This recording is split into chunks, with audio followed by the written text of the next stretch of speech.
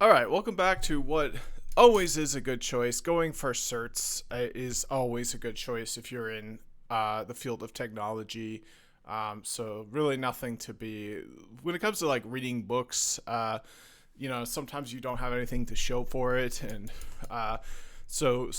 in my opinion, there's three main things you can do. Let's say four. So the first is going for a cert. The second is reading a book.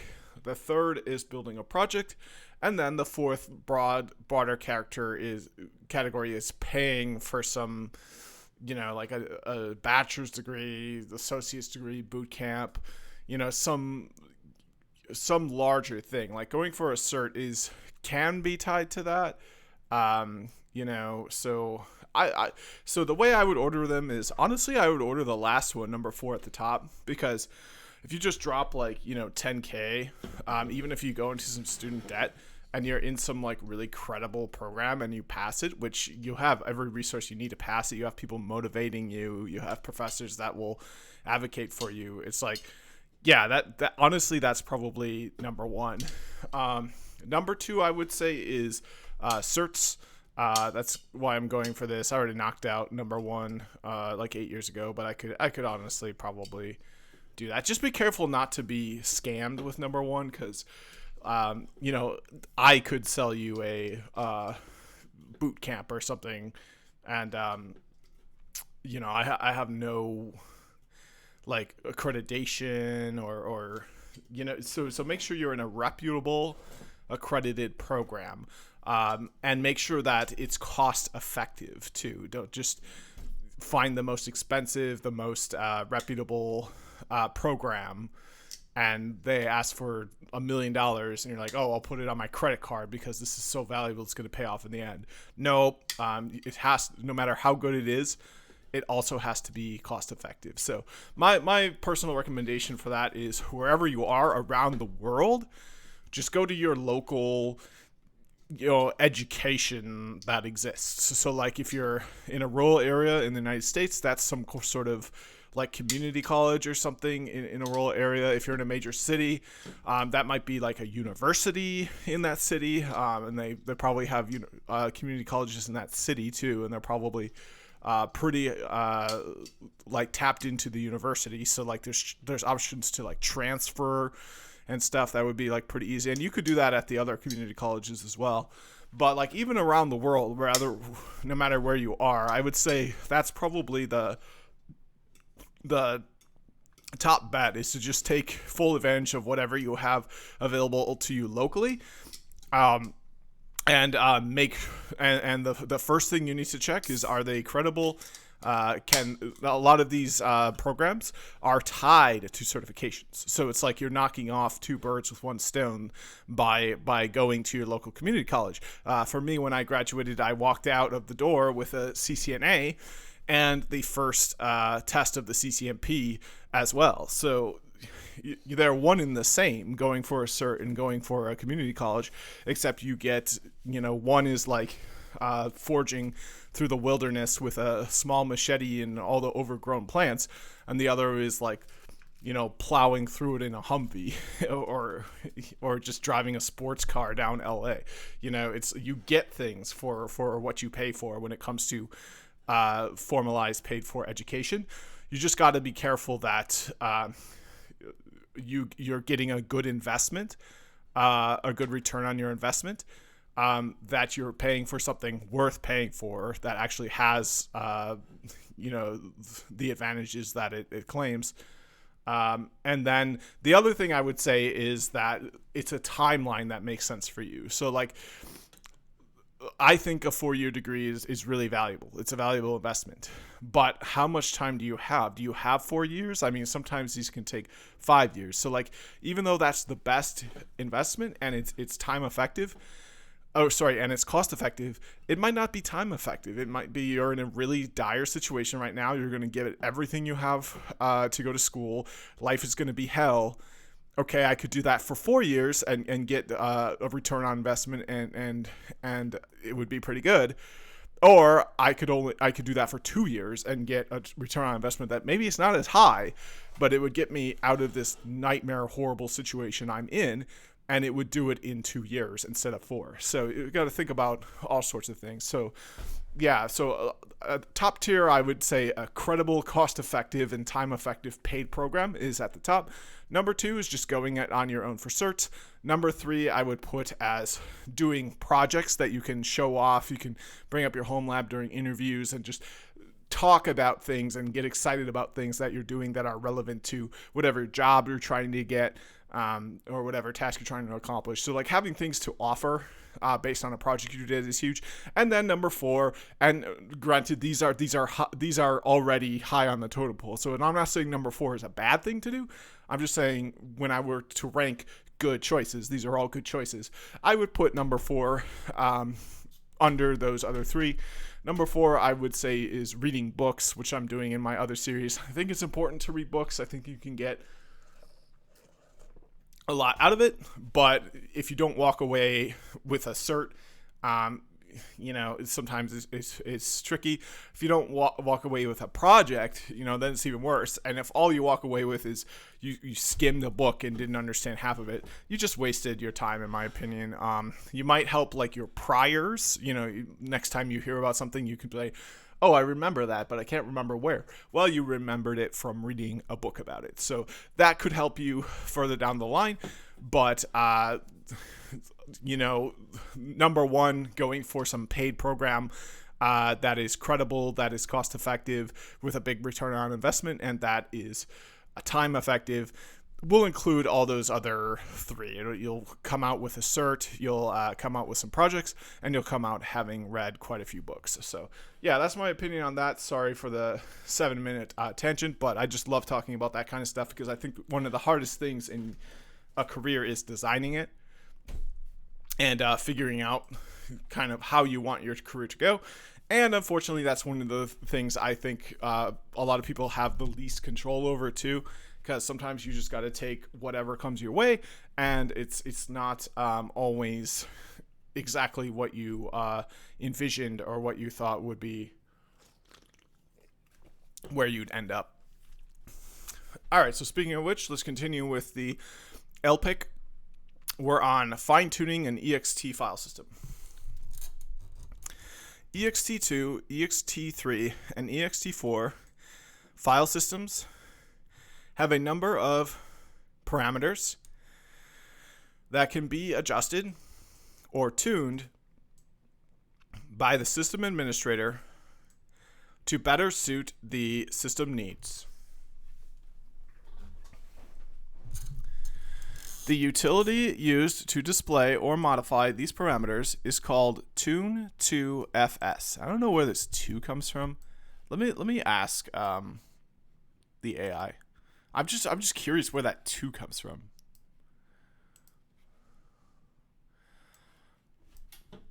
So the question is, so there were multiple commands like this. So this command, oh shoot, I have my I have ChatGPT misconfigured. I've got to change the configuration. There we go. All right, so I can type it out and then paste it in later. So this command to tune to FS looks similar in the characters that toot the command string in that it includes the number 2. Why are there so many commands that include this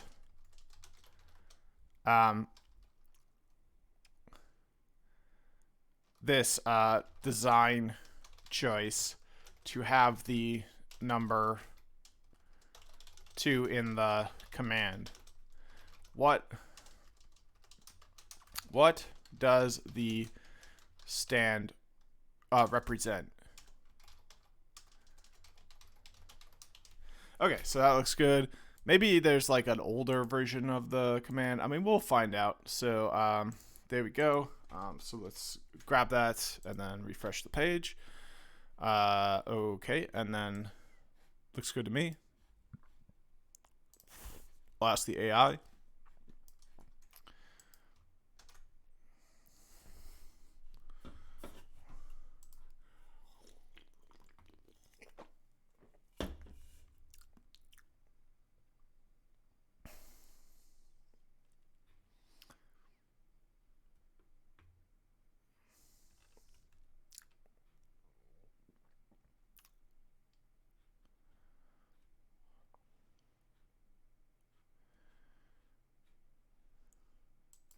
But it's not. No, it's not. No, it's not. You would still. No, it's not. No, it's not. For the second file system, you would enter tune fs.ext2. For the third, tune fs.ext3, and so on.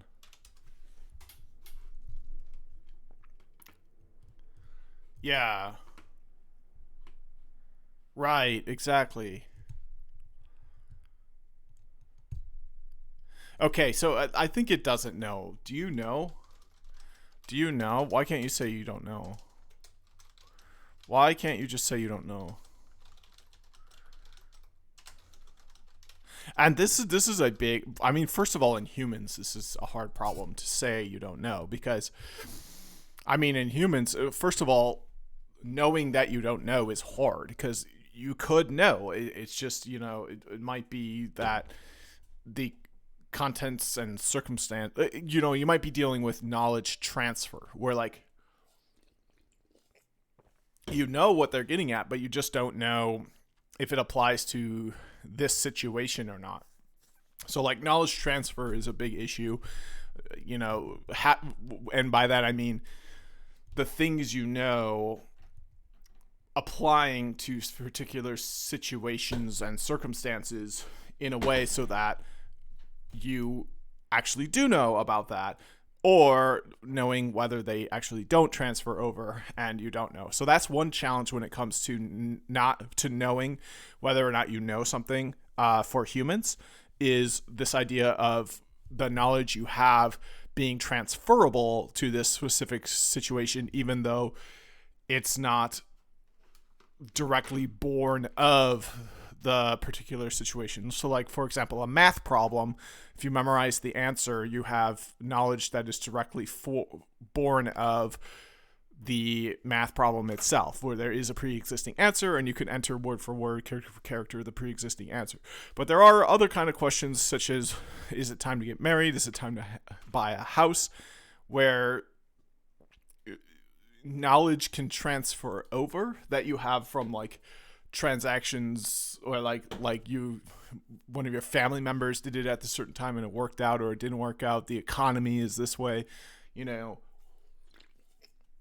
which, like, that's all really important. But in this particular situation, is that knowledge relevant, and is it going to lead to a good outcome? Let's say you buy a house and the next year there's a giant pandemic and or like you buy commercial real estate and then everyone wants to work from home. It's like, all of your knowledge, yes, was relevant and helpful, but what you didn't know was what would happen next year, which was hugely relevant, and there's no way you could have known that. So let's see what the AI says about that, because for humans this is a pretty hard problem. So I apologize for any confusion from my previous responses. I appreciate your feedback. You are correct. I should have stated when I didn't have specific information about the naming convention. Oh, okay. That's kind of cool. All right. So let's ask it a follow-up question. Because there's similar commands, and I think they were in the last reading. And this is off topic. This is more about how AI works. You know what? I'm just gonna say that this is off topic. It's more about how the AIs work, and it's not about the LPIC. So let's move on. I need to stick. Sometimes I have problem focusing and staying on topic. So I'm gonna recognize that and choose to continue working on getting LPIC certified. Okay, so EX2, EX3, and EX4 file systems have a number of parameters that can be adjusted or tuned by the system administrator to better suit the system needs. The utility used to display or modify these parameters is called Tune2FS. To see the current parameters for any given file system, use the -L parameter followed by the device representing the partition. The example below shows the output of this command on the first partition of the first disk, /dev/sda1 of a machine. Okay, so we've got tune2fs-l /dev/sda1. So we're going to look for the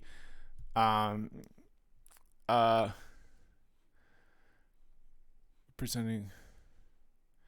We're going to look for the parameters of the file system. So here we go. We've got lots of parameters here. We've got a magic number. We've got a UUID that we remember. So we know that this is a GUID partitioning scheme and not the other legacy one, which I don't even remember. MBR, I think it is. Yeah, we've got the name of the volume, which it wasn't given a name. The revision number, features. So yeah, all kinds of. So we got the free metadata that's available, the actual data that's there. Yeah, all kinds of output there. So ext file systems have mount counts. The count is increased by 1 each time the file system is mounted. And when a threshold value, the maximum mount count, is reached, the system will automatically be checked with E2FSCK on the next boot. The maximum mount count can be set with the -c n parameter, where n is the number of times the file system can be mounted without being checked. The -C instead of lowercase c, n parameter, so a new parameter, sets the number of times the system has been mounted to the value of n. Okay, so you can give it an arbitrary number for how many it's been mounted. It doesn't have to be true to the actual times it's been mounted. And that probably makes sense because, like, I'm just thinking, like, if you remove a disk and put it back in, it would, like, reset it to 1, but it's like, oh, no, I want it to be at the number it was at before. So that kind of makes sense to me. We'll do a series of questions to the AI for, like, why it would be necessary to do this. All right, so note that command line parameters are case sensitive, so -lowercase c is different from -uppercase c. And let's do it right here. So let's just do it right now. So I wish I could use my voice to type, but yeah. So tell me why an admin would want to use the -c or the -c parameters.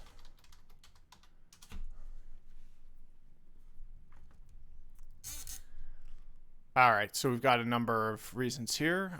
So let's have it read this out loud. System administrators may want to use the C and C parameters in the context of file system management and system monitoring for various reasons. 1. File system maintenance. C parameter. Admins can use the C parameter to set a maximum mount count for a file system. This is beneficial for preventing frequent file system checks, which can be time-consuming and may cause system downtime. By limiting the number of mounts before a check is required, administrators can schedule file system maintenance at convenient times, optimizing system availability. C parameter. The C parameter allows admins to keep track of how many times the system has been mounted. This information can be valuable for monitoring system usage patterns and making decisions regarding maintenance or resource allocation. 2. Preventing data corruption. Limiting the number of mounts, C, can help prevent data corruption in case of unexpected power outages or system crashes. When a file system is mounted a certain number of times, it may be more prone to issues, and running a file system check can help identify and repair potential problems. 3. Performance optimization. By controlling when file system checks occur, using C, administrators can optimize system performance by minimizing the impact of resource-intensive file system checks during critical operation periods. 4. Resource planning. Tracking the number of system mounts, C, can assist administrators in resource planning. It provides insights into how frequently the system is being used, which can inform decisions about hardware upgrades, load balancing, and capacity planning. 5. Security considerations. Monitoring the number of mounts, C, can also be a security measure. Unexpected increases in system mounts might indicate unauthorized or suspicious activity, prompting further investigation. In summary, administrators use the C and C parameters to manage file systems effectively, optimize system performance, plan maintenance tasks, and monitor system usage. These parameters are essential tools for maintaining a stable and reliable computing environment. All right, so there you have it. Lots of reasons.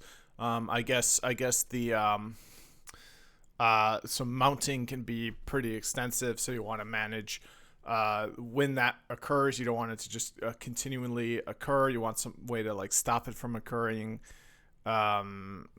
So dash uppercase C. You can keep track of how many times it's been mounted. So like as I said, I think so you can keep that number what you wanted it. So yeah, okay, pretty straightforward. So yeah, like a security, if people are unmounting and outmounting as some sort of track, you want to see that they're doing that. So visibility is important to security. All right, so next section I will come back to in just a minute. All right, I'm back, feeling good. We've got 22 minutes on the clock, so being productive here. Let's keep going. It is also possible to define a time interval between checks with the -I parameter, followed by a number and the letters D for days, M for months, and Y for years. So that's with the -I fed to the to the command we're learning about, which is tune to FS. And we learned you can pass it a -C.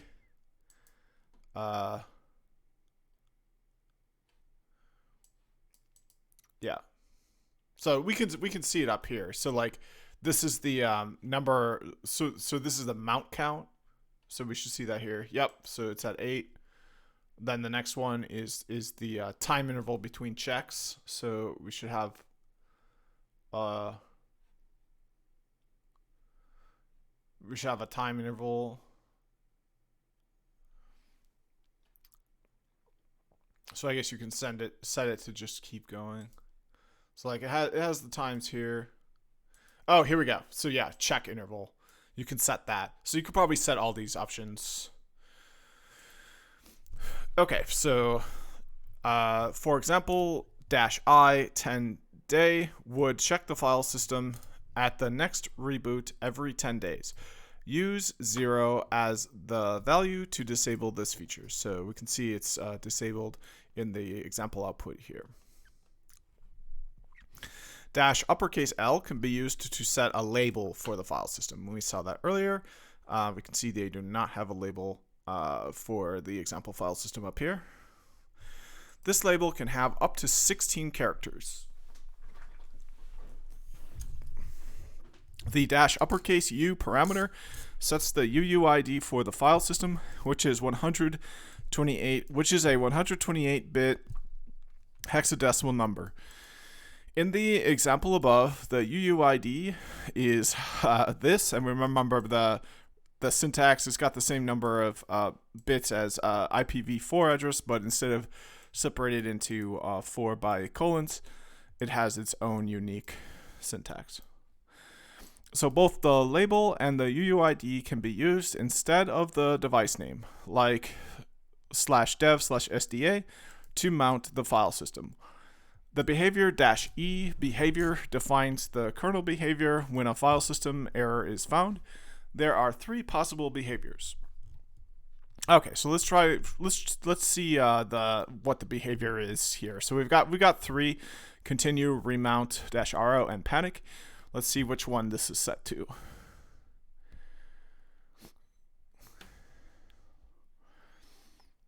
All right, so I don't see the behavior.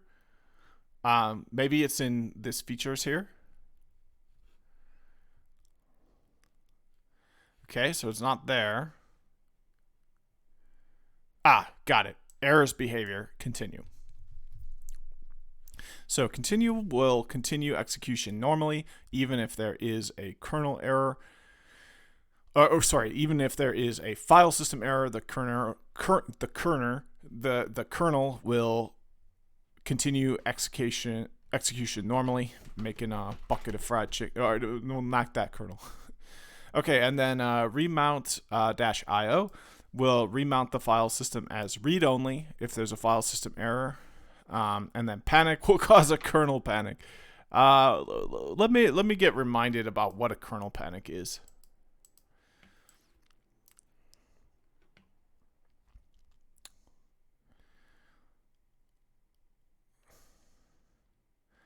Okay, so while a kernel panic might be extreme, it can be justified in scenarios where data integrity is paramount. So what is a kernel panic? So it crashes the system. You can't use the system. It just makes it so you can't use the system at all. So the default behavior is to continue. Remount -ro, read only, might be useful in data sensitive applications, as it will immediately stop writes to the disk, producing more potential errors. So if you have like a very important database, you need everything to be like a payments database. You want, if there's a file system error, you want it to make sure that it can't make any writes to the disk, because otherwise it could blow away or modify some of your important data. So yeah, data sensitive application, set it to remount -ro. All right, so ext3 file systems are basically ex2 file systems with a journal. Using tune 2fs, you can add a journal to an ex2 file system, thus converting it to ex3. The procedure is simple. Just pass the -j parameter to tune 2fs, followed by the device containing the system. Okay, so the file system. So -j, we're adding a journal to this partition here, which has our file system. And if it's an ex2, now it has the feature that makes it an ex3. So it's now technically an ex3. Let's see if the journal is in this output up here.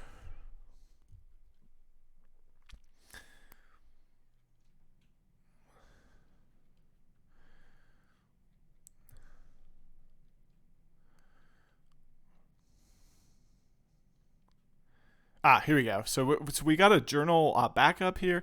It said, we got a journal inode. So we got a number of things that say journal. I'm not sure. I don't see a partition pass to it where the journal. Okay, so here we go. Has journal. So we know that this is at least an ex3. All right, so moving on. Afterwards, when mounting the converted file system, do not forget to set the type to ex3 so the journal can be used. Okay, so after you do this, you do have to change the type as well when you mount it. This is not enough to set it to a ex3. It's enough to enable all the features of ex3, but to make it an ex3, you have to explicitly do so when mounting the converted file system.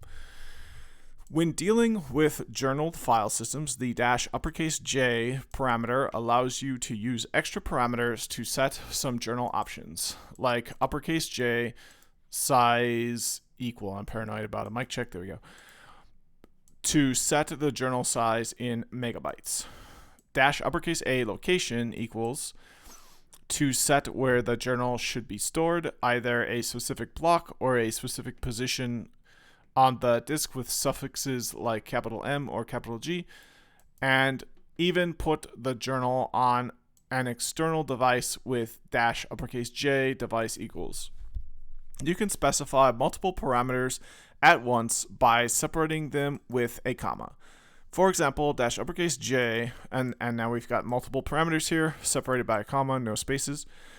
And this will create a 10 megabyte journal at the 100 megabyte position on the disk, on the device, on the disk SSDB, but on the device, so the partition SDB1, and then by the device, I think they mean like the file system, because it's going to create a journal that belongs to the file system. Warning: Tune 2FS has a brute force option dash lowercase f that will force it to complete an operation even if errors are found. Needless to say, this should be only used with extreme caution. All right, so maintaining XFS file systems. For XFS file systems, the equivalent of SFCK, so file system check, is XFS underscore repair. Okay, so you need a special tool for this special form of file system. If you suspect that something is wrong with the file system, the first thing to do is to scan it for damage.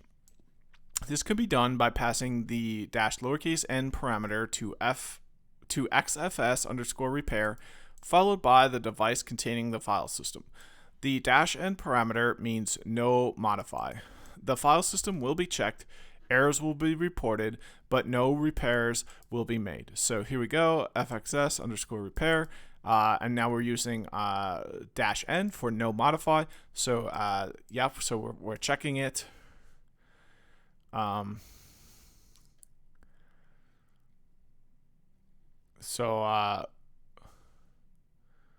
Okay, so I don't see if we've found any or not, but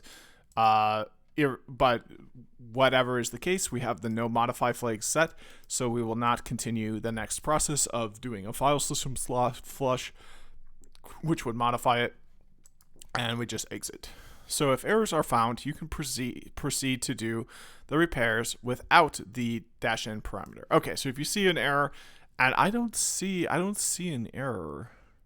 I guess I see that there are some inodes containing duplicate blocks, but I don't see any clear indication that there's an error.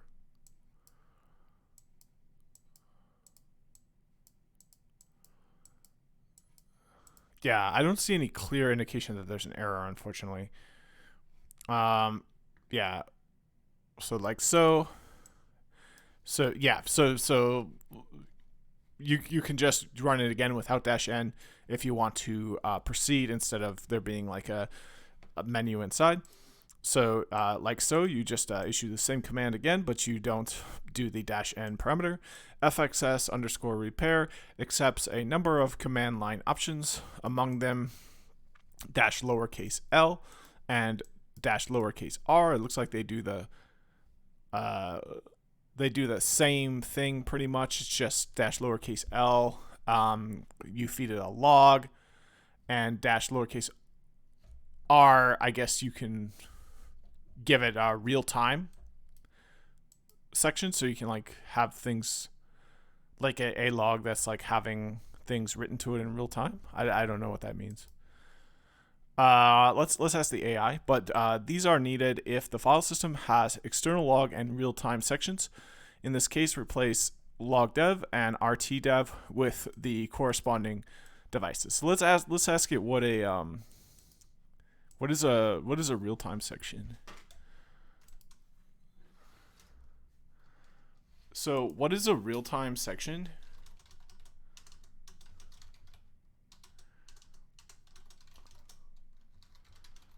And why do you need a special option -r to pass it to the XFS repair command. Why can't you pass in a real time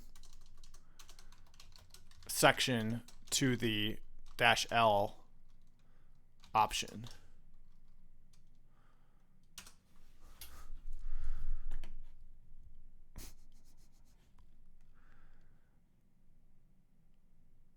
All right, so let's have the AI read this.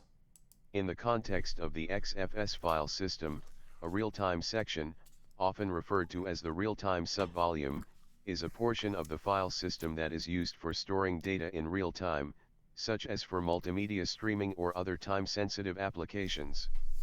Unlike the regular data section of the file system, the real-time section is designed to provide deterministic and low-latency access to data, which is important for applications that require data to be read or written without delay.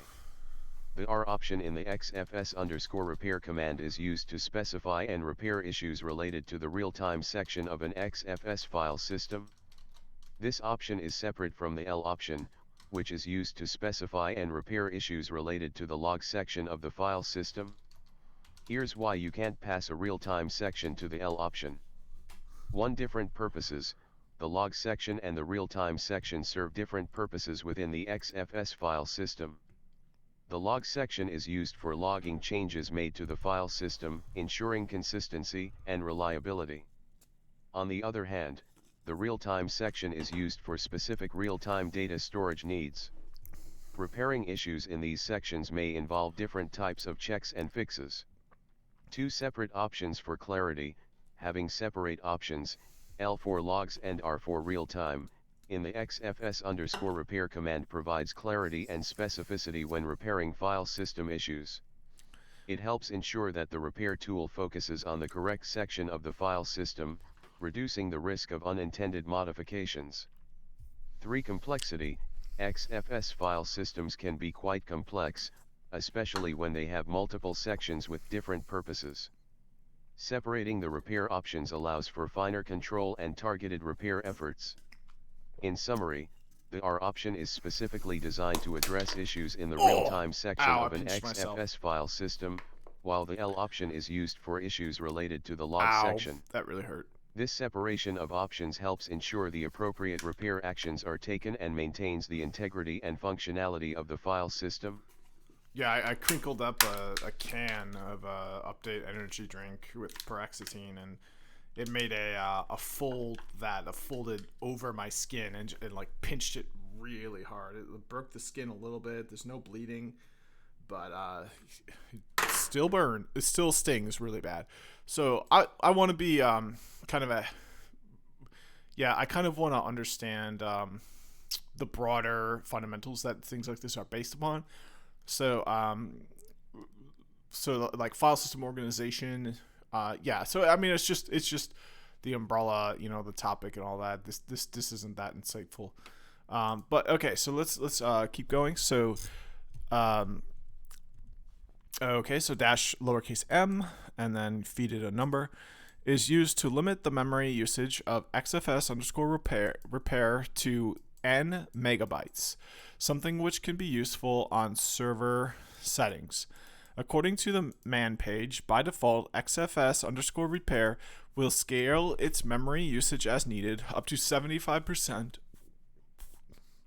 of the system's physical RAM. Dash lowercase d.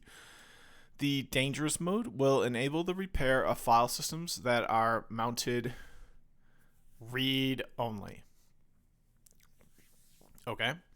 Okay, so even if it's read only, you can still write to it, but you use this dash D for dangerous mode.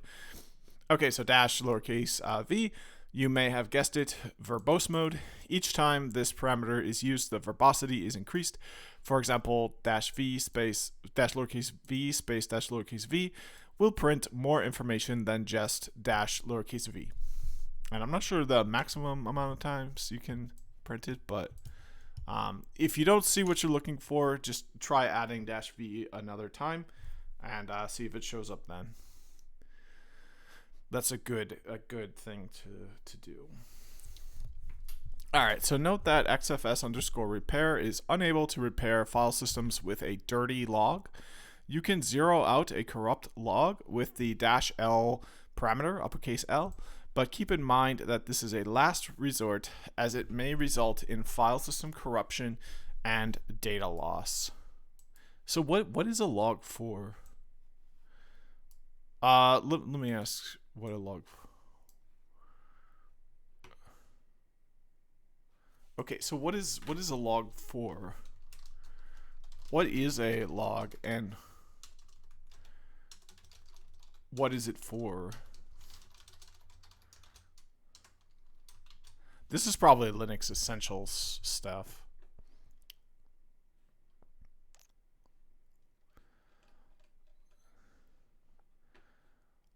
Okay. So yeah, they're just giving me general information for what a log is in general. So I mean, it's probably a good answer, but I don't need to read this because it's it's an intuitively, I think it can be understood what a log is for in general, and that's a good enough answer for me in this context. Okay, so you can zero out a corrupt log with a -L parameter, but keep in mind that this is a last resort as it may result in file system corruption and data loss. To debug an XFS file system, the utility xfs_db, for debug probably, can be used like in xfs_db/dev/sdb1. This is mostly used to inspect various elements and parameters of the file system. This utility has an interactive prompt, like parted, with many internal commands. A help system is also available. Type help to see a list of all commands, and help followed by the command name to see more information about the command. Another useful utility is xfs_fsr, which can be used to reorganize, also known as defragmenting, an XFS file system.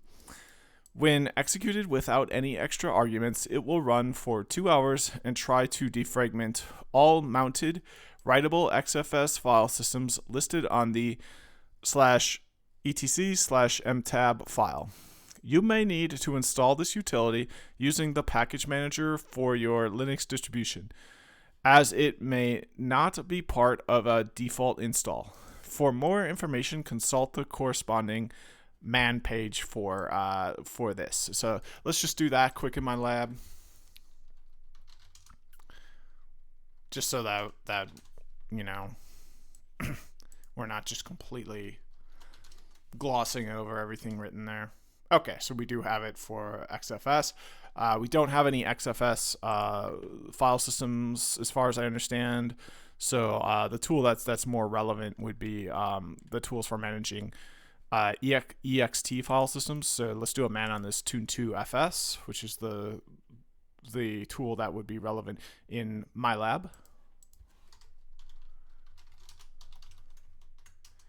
All right, so there we go. Adjust tunable file system parameters on ex2 through 4 file systems. Perfect. And then we can use the command that we learned earlier to see which file systems I have. I do not remember the command, which is bad because it will be on the test. But I believe the command is df. I can see it here, and then dash uppercase T. Yeah. So now you can see the type of file system, but you need to see it per partition. So the relevant partition for me is SD A2, and that has my file system on there. We can see that my disk is like pretty screwed up. I definitely need to fix this somehow. Let's do a quick conversation with the AI. I do need to address something quick, but okay, so let me open this. There we go. Dump it in and say, does my file system, okay, there we go. It appears you are running the df command. Okay, there we go. Does my file system look, does this look normal or look as though this disk on my system is misconfigured.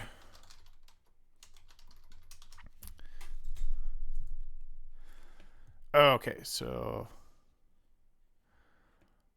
yeah, okay.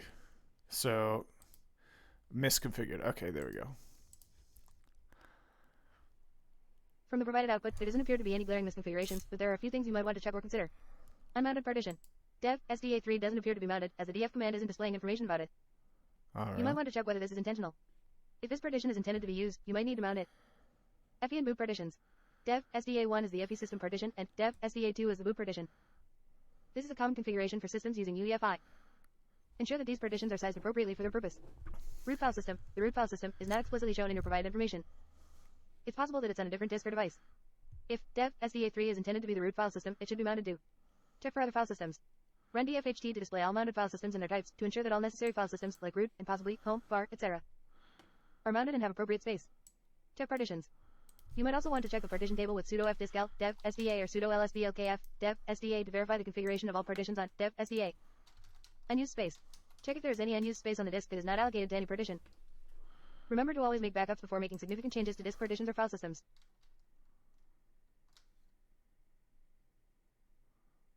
I'm kind of concerned that I use this fdisk command. I'm kind of concerned that I'm being told to use dangerous commands.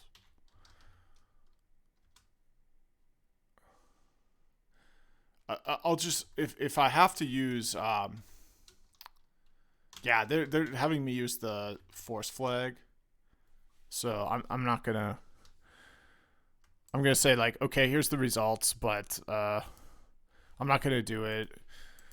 Say like, okay, here's the results, but I'm not going to do anything that requires sudo because I'm afraid that I will corrupt the disk.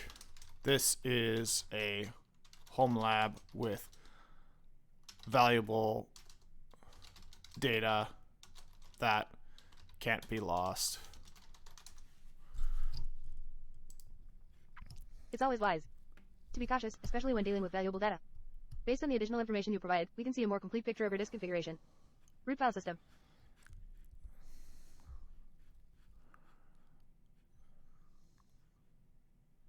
Where do we see the root file system? The root file system is on an LVM logical volume, dev, member, Ubuntu, VG Ubuntu, LV, which is of X4 type and has used 30% of its 823 gigabytes. Logical volume management, LVM. Dev, SVA3 is of type LVM2_member, indicating that it is being used as a physical volume, PV, in an LVM setup. Yeah. The LVM logical volume Ubuntu, VG Ubuntu, LV is mounted as the root file system. FE and boot partitions. Dev, SDA1 and Dev, SDA2 are correctly mounted as FE and boot partitions, respectively. Permissions for fdisk. The fdisk command requires elevated permissions, hence the permission denied error. However, given the information from lsblkf, dev, sda, it seems unnecessary to use fdisk as lsblk already provides detailed information. Backups. If you have valuable data, make sure you have a reliable and tested backup strategy in place, especially before making any changes to the disk or file system. Monitoring disk usage. Keep an eye on the disk usage, especially on the root file system, to avoid running out of space. From the details given, your disk seems to be configured correctly, and there are no obvious misconfigurations. The usage of LVM for the root file system provides flexibility for managing disk space. Given that you have valuable data on this system, I would recommend ensuring that you have a comprehensive backup strategy in place. Regularly test your backups to confirm that you can restore data when needed. All right, so yeah, I'm studying for the LPIC-1, and I have a sophisticated virtualized file system setup, which probably won't be covered in the LPIC-1. So, and I need it that way for GNS3. So, I'll trust the AI at my own peril. I might make a few paper clips in my basement tonight, a few 100,000 or a few million or so. But for now, I think I'm satisfied. We read through everything. So next is the guided exercises. I need to take a break, and then I'll start on those and hopefully close it out in this one video. Okay, I'm back, and I'm ready to continue. So, okay, so the first guided exercise, using DU, how can we check how much space is being used by just the files on the current directory. Okay, so I hope we have the benefit of using like an interactive command line, because like, you know, if memorizing options, I don't know how to do that. And then like, you know, maybe I could use like, or sorry, I don't really want to do that is what I mean. I know how to do it. You can use Anki, but when you have the built-in help, I don't really understand why you would want to. So using DEU, how can we check how much space is being used by just the files on the current directory? So we can see, there we go. Here's how we do it. So summarize disk of a set of files. So we don't want to do it for the subfolders. So we can do -s. Yep. So we definitely need the -s, uppercase S, which is kind of like the similar of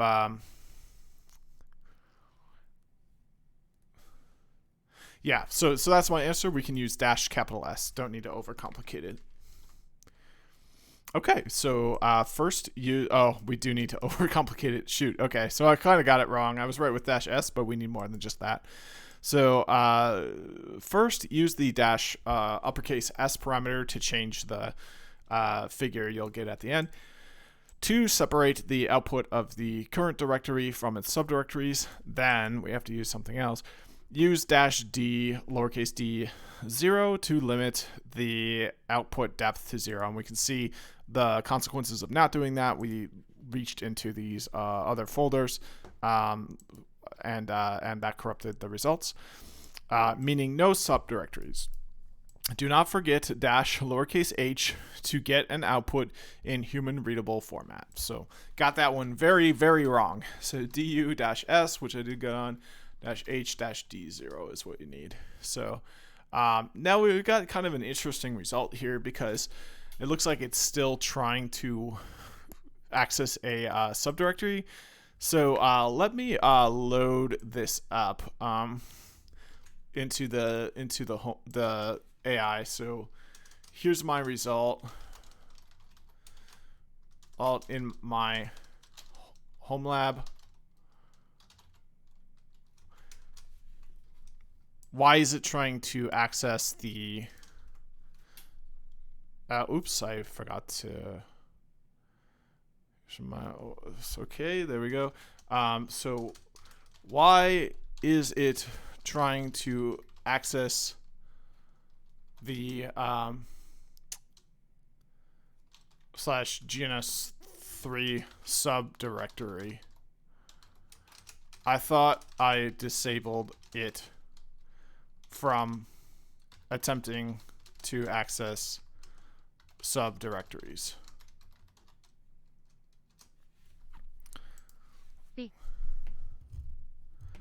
Do command, when used with the S option, does not include the sizes of subdirectories. It still attempts to read them to calculate their size separately from the current directory. But what about the dash? This is why you are seeing a permission denied message for a subdirectory, even though the S option is used. The do command still needs to access subdirectories to calculate their sizes separately. But why does it? S means do not include the sizes of subdirectories. H provides human readable output. D0 limits the output to the current directory. The permission denied error occurs because do is trying to read the subdirectory but doesn't have the necessary permissions. However, despite this error, do still provides the total size of the current directory excluding subdirectories, which is 12G in your case. If you don't want to see errors related to permission, you can redirect the standard error output to def null like this. Oh, this yeah, command will give you the size of just the files in the current directory without any permission denied errors by discarding the error messages. That's nice. Keep in mind that redirecting errors to def null might cause you to miss other potential issues or errors, so use it judiciously. Okay, so is that also true for -d0? I thought that option is what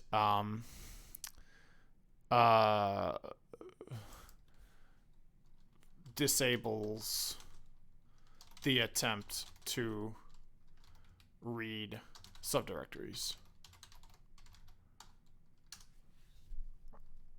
You are correct, and I apologize for any confusion in my previous response. Yeah, so why did it The try to do it? indeed restrict the depth of the directory traversal to the current directory, effectively preventing do from descending into subdirectories. When used with D0, do should not attempt to read subdirectories. Yeah, so what happened? So, with the command, do should report the space used by the current directory, not including subdirectories, and should not attempt to read or access the subdirectories due to the D0 option. Given this, the permission denied message you are encountering is unexpected under normal behavior of do. What? This might be due to a difference in implementation of the do command in the specific version of the operating system or environment you are using, or there might be some other factor at play. If you only want to check the sizes of the files in the current directory and avoid the error message, you might use find along with do. This command will find all files, type F, in the current directory. And at a depth of 1, max depth 1, then execute the do h command on those files, effectively giving you the sizes of the files in the current directory. That's bad to hear. That's bad to hear that my do command might be glitchy. How can I check to see what the problem with it might be? It's definitely a good idea to investigate unexpected behavior to ensure there are no underlying issues. Here are several steps you can take to diagnose the issue. 1. Check do version and man page check the version of the do command by running do version. Knowing the version can help identify if there are any known bugs or peculiar behaviors. Read the man page for do by running man do. Check the descriptions of the S&D options to see if there are any caveats or special cases noted. 2. Check directory permissions. Review the permissions of the current directory and its subdirectories using the lslook command. Check if there are any unusual permission settings that might cause do to behave unexpectedly. The error message you received was about a specific subdirectory. Investigate the permissions on that subdirectory specifically. 3. Test with other directories. Run the do shg0 command in different directories to see if the issue is consistent or if it's specific to certain directories or files. 4. Check for aliases or functions. Check if do has been aliased or if there is a function with the same name, which might alter its behavior. Run type do to see if do is an alias, function, or the actual binary. 5. Use trace to trace system calls. If you're comfortable with more advanced diagnostic tools, you can use trace to trace the system calls made by the do command. This can provide insights into what do is attempting to access. Bash copy codes trace equals file do shgo2 greater than and 1 less. This command will show you the file-related system calls made by do, which can help identify what it is trying to access. 6. Check operating system and distribution. Check the version of your operating system and distribution. Look for any known issues or bugs related to the do command in your specific environment. 7. Consult documentation and forums. Search online for any known issues with the do command in your operating system or distribution. Linux forums, Stack Overflow, and official documentation are good places to start. 8. Examine environment variables. Examine environment variables that might affect the behavior of do by running printnd. These steps should help you diagnose the unexpected behavior of the do command and determine whether there is an actual issue or if it's a peculiarity of the specific environment or version you are using. It's definitely a good idea to investigate unexpected behavior to ensure there are no underlying issues. Here are several steps you can take to diagnose the issue. 1. Check do version and man page. Check the version of the do command by running do version. Knowing the version can help identify if there are any known bugs or peculiar behaviors. Read the man page for do by running man do. Check the descriptions of the S&D options to see if there are any caveats or special cases noted.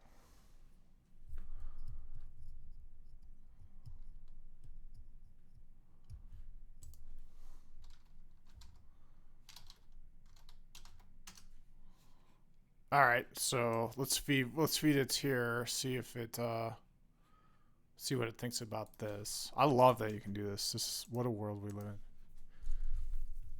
From the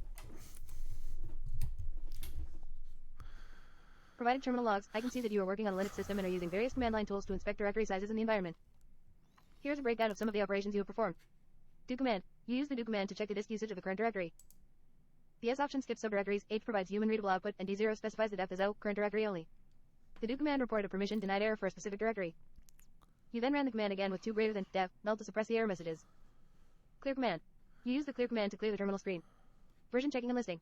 You check the version of do using do version. You listed the contents of the current directory using lsleft. Directory navigation and inspection. You navigated into the Darth_Varda directory and checked its size using do. Type command. You use the type command to determine the location of the do command. Trace command. You use trace to trace system calls made by the do command, with trace equals file to filter file related system calls. You attempted to pipe. I'm trying to investigate why the du command tried to read a subfolder when I used the -d0 option to told it not to. B. Do command in Unix, Linux is used to estimate file space usage. The D or max depth option is used to limit the depth of recursion. When you specify do D0, it should only provide the total size of the specified directory and should not descend into subdirectories. However, even when using D0, do will still check the permissions of the subdirectories to see if it can access them, hence it will still read them, and you might see permission denied errors if do does not have read access to those subdirectories. Okay. While it doesn't descend into the subdirectories to calculate their size individually, it does consider their size for the total size of the parent directory. Reads the metadata. If you are seeing unexpected behavior, please check for any aliases, scripts. Okay, so is it fair to say that the reason it appears to be checking the subdirectory even though I told it not to is because it still reads the metadata but not the full data of the subdirectory, and the permission settings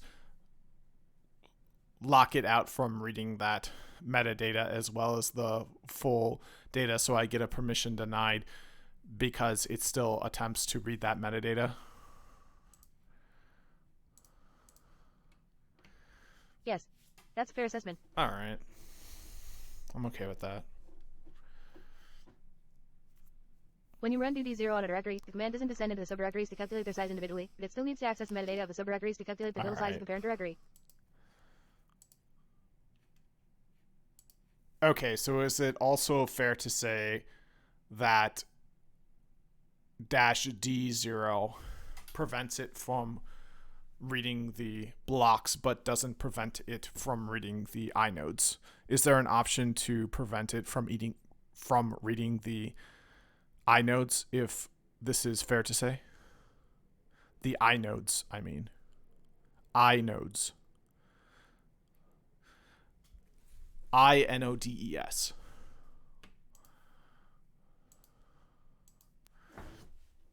Yes.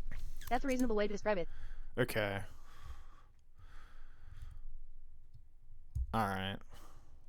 The do command with the d0 option won't read the DAV blocks, files, and subdirectories, but it still needs to read the inodes of the subdirectories to get their sizes, which are included in the total size reported for the parent directory. That's fair. Inodes contain metadata about files and directories, including their sizes, so do needs to access this information to calculate the total size of a directory, even when the d0 option is used. However, there isn't a built-in option in the do command to prevent it from accessing the inodes of subdirectories. If the user doesn't have the necessary permissions to read the metadata of a subdirectory, a permission denied error will occur. If you are facing permission issues and just want to suppress the error messages, you might redirect the standard error to dev. Yeah, okay. This will prevent error messages from being displayed, but keep in mind that this doesn't solve the underlying permission. Yeah, I've seen this used a lot, but I've always been like confused about it. Like, where's the 2 come from? The 2 is standard error. 0 is standard output, 1 is standard input, and 2 is standard error. So like you can basically say like, don't show me error messages. So like one thing that would be great is that, like, I do a lot of like find -n -name and then like glob.txt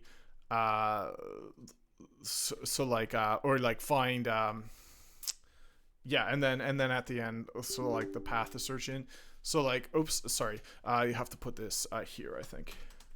Yeah, so like it'll spin out and it'll get all these permission denied. So what you can do is the standard error, redirect that to dev null, which just means don't save it anywhere, just throw it in the trash, don't even put it on the screen. And now we only get actual hits. We don't get those error messages put in. So I'll probably do that quite a bit. Oh wait, what? Okay. All right, whatever you say.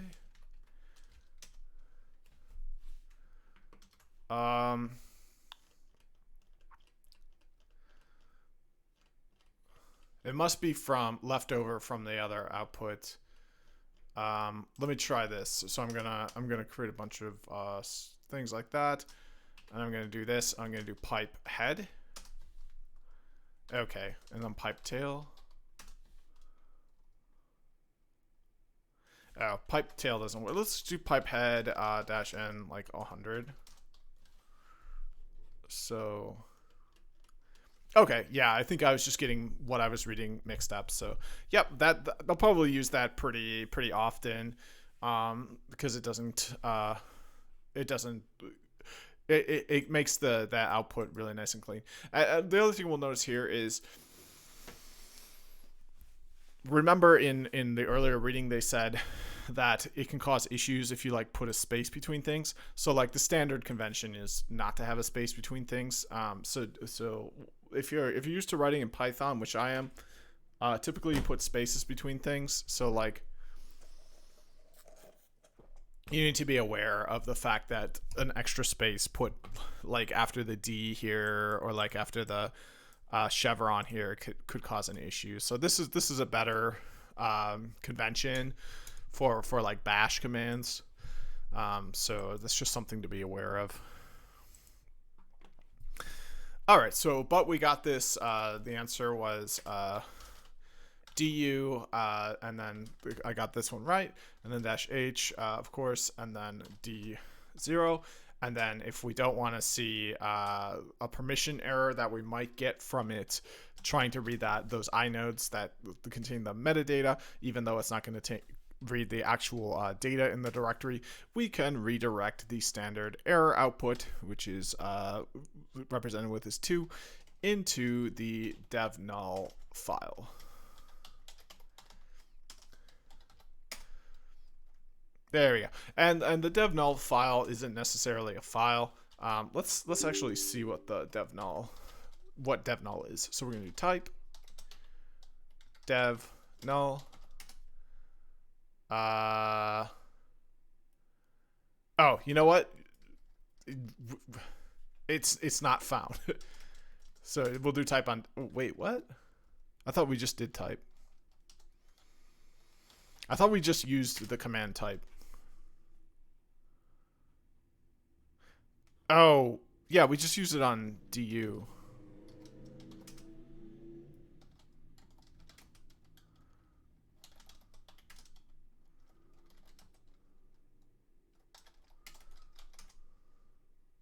Okay, so I guess you can't do it on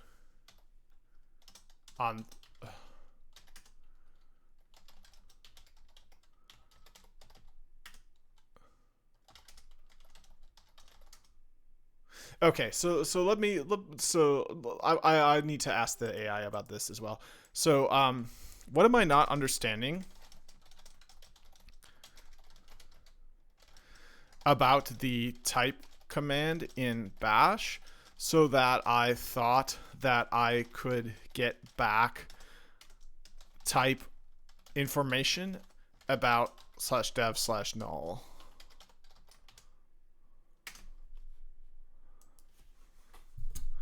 It appears that the user, Qposh, is using a Unix-like system, probably a Linux distribution given the presence of nuke variables and paths like usr bin. They are utilizing the command line interface to explore directories, check the disk usage, see versions of the installed software, look into the file permissions and types of files, trace system calls made by a program using strace, and view environment variables using printenv. Oh, Here's did a I summary of the paste key in the actions and wrong? commands used. Do shd0.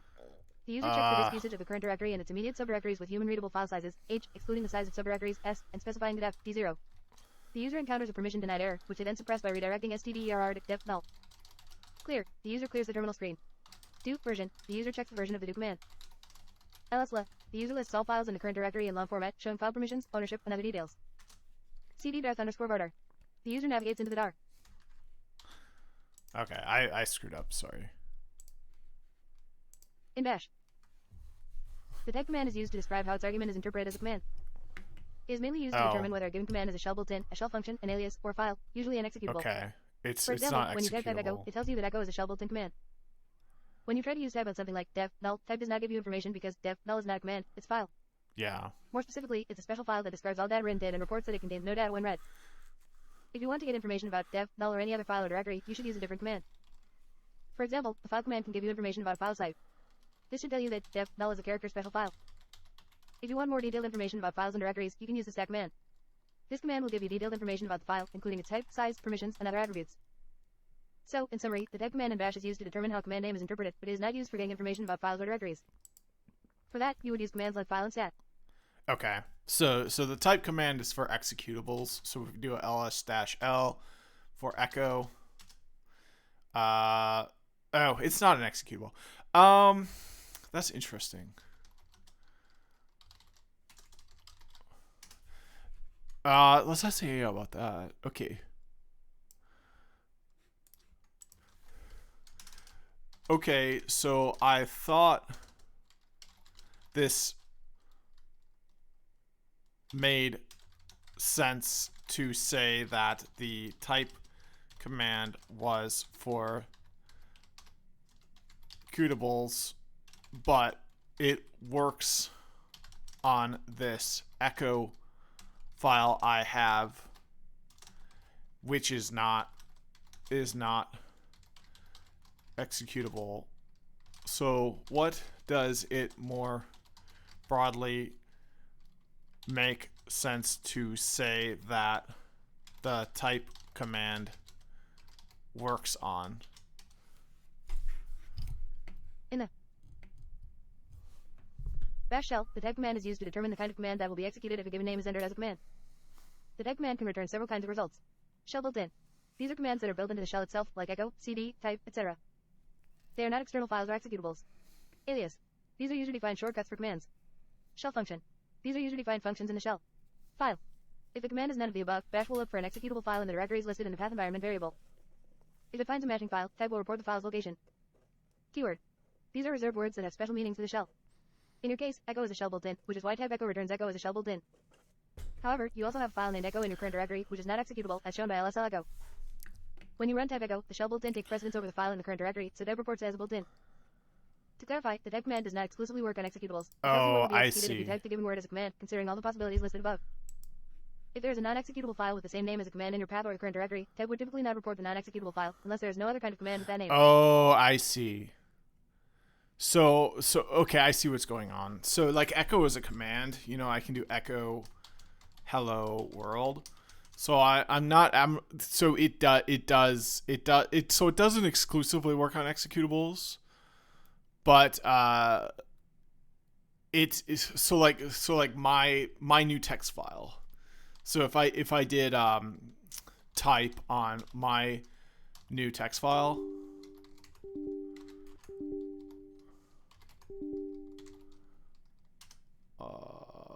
I mean, it's right there.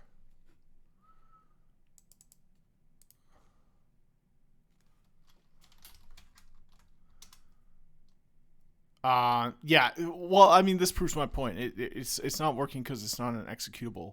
If I do type on here, again, now this is a directory. It's not working because it's not. See, and you know, here's the thing. So what it's saying is not found. So here's okay. So I think I understand it now. Okay, so I think I understand it now. What it is saying is not found is the program that would be used to execute this command. And that makes sense because I didn't feed it a command. Instead, I fed it first a file and then a direct, neither of which are executable. Thank goodness for spell check. Unless you spell it so wrong it has no idea what you're trying to say.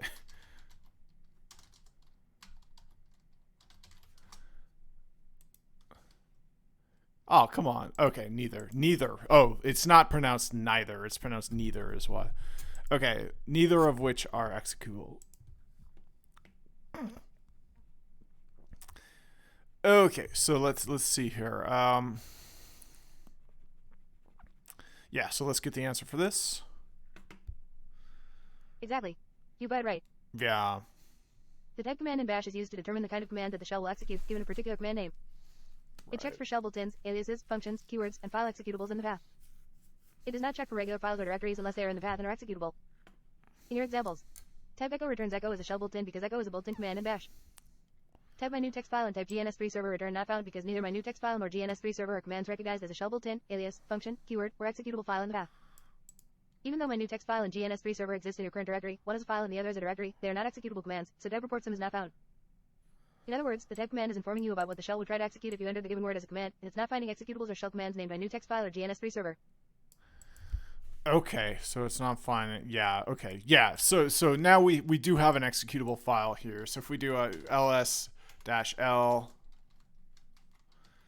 and now we can do like a pipe grep for x. There you go. And now it's gonna have some false things showing up that have x in it, but we've got a number of executable files. So let's try it on this. So this is a folder. So let's try the type on there. Now, you know, nothing's going to be used to execute this folder. Like I'm kind of surprised ls doesn't show up. So let me ask you about that. So I'm kind of surprised that ls doesn't show up here. The folder Romeo Juliet has execute permissions enabled, and ls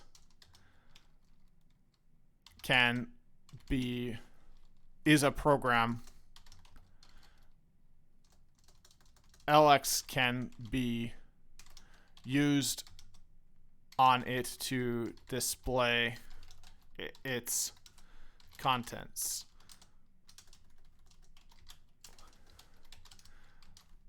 What fundamentally am I misunderstanding here?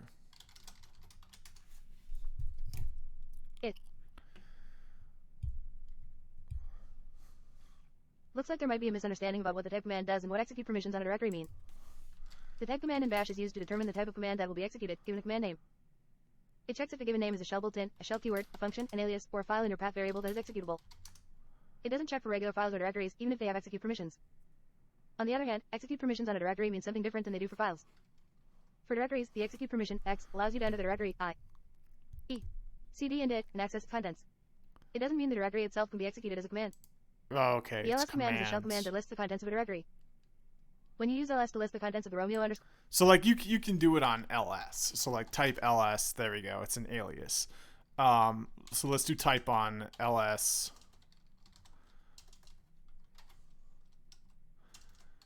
dash color equals auto. Not found. Oh, because I. Okay. Still not found. Oh. Maybe I gotta wrap it like this.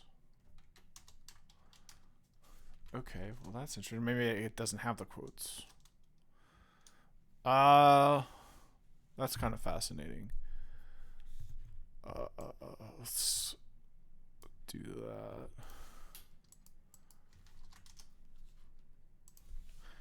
In your commands, you are encountering a few different issues. Let's break them down. Type fd. This command returns fd. Not found because there is no command, alias, function, keyword, or built-in named fd in your shell's environment. Type ls. This command shows that ls is alias to ls color equals auto. This means that when you type ls in the shell, it will actually run ls color equals auto, enabling colored output. Type ls color equals auto. Type ls color equals auto. These commands are trying to find the type of a command named ls color equals auto, which doesn't exist. Command names cannot contain spaces or equal signs, so this is interpreted as a single, non-existent command name. Type ls color equals auto. This command is trying to find the type of two different things. ls and color equals auto. The type command interprets each argument as a separate item to look up. The first item, ls, is found as an alias, but the second item, color equals auto, is not a valid command, so it returns not found. To find out the type of the actual ls command, ignoring aliases, you can use the command utility with the option. This should show you the actual type and location of the ls command, bypassing any aliases.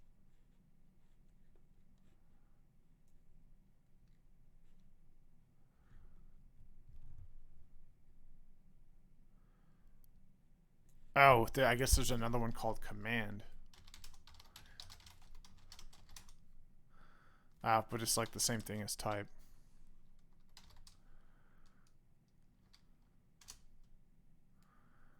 Huh, that's interesting. Well, it's always more complicated than you expect. I mean, after all, there is a LPIC-2 and an LPIC-3, so let's try to keep on track. You know, I often get distracted and take my eyes off of what my immediate goals are.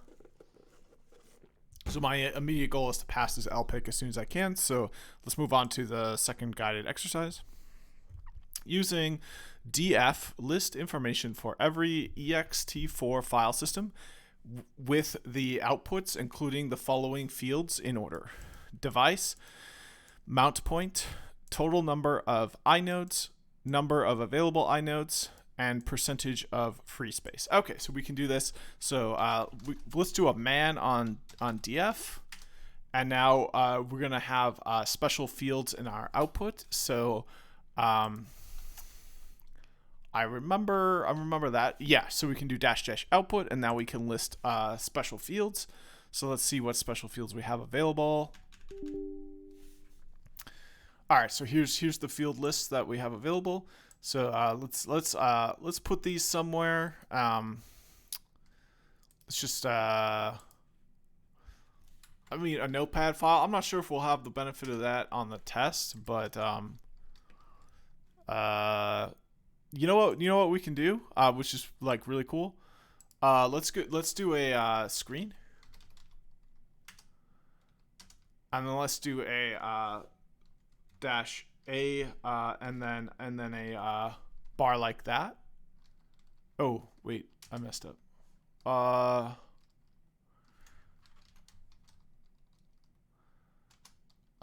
Okay, so let's do a dash a and then k. Oh, we need to bring up a window.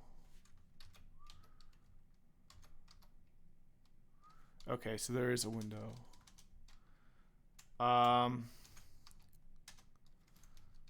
Shoot.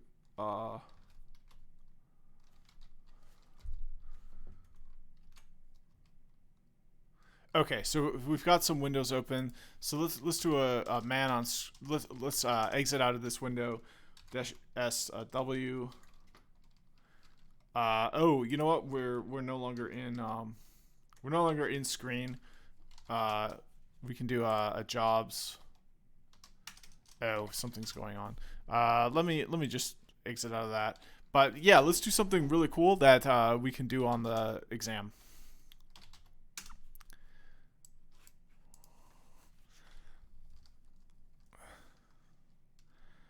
Okay, so if we start up screen, now we can do a man on screen.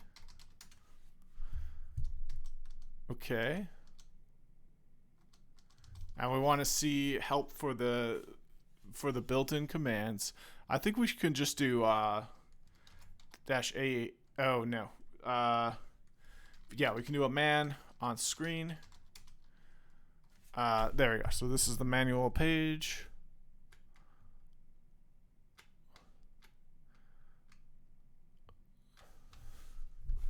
And we want to see what we can do after we do dash A. Or control A, I mean. Okay, so here we go. These are all the things for control A. So we want to split the screen vertically or horizontal. We want to have a screen on top and a screen on bottom. So let's see here.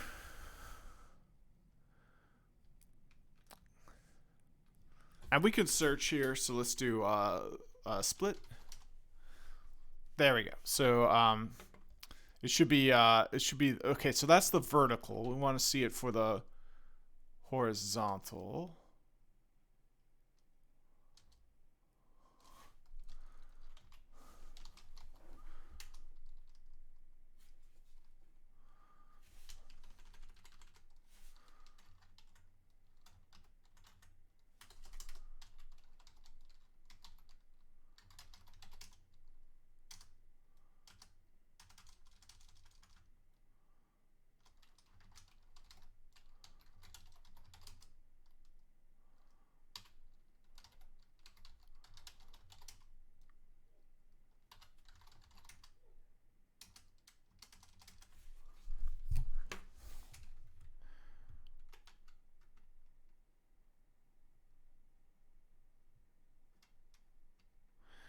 Okay, so I'm having trouble figuring this out. Uh,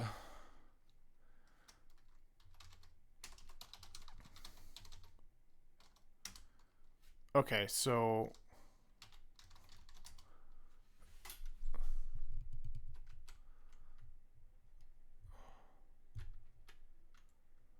I mean, these are all the options we need here.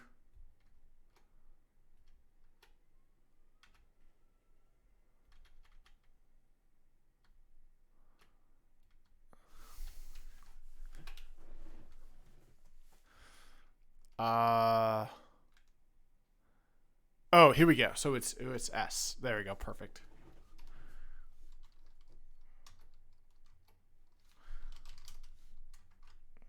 And it's a capital S. There we go. So now we can do a control A and then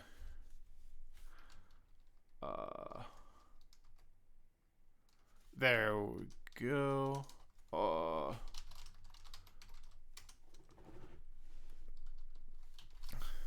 Move.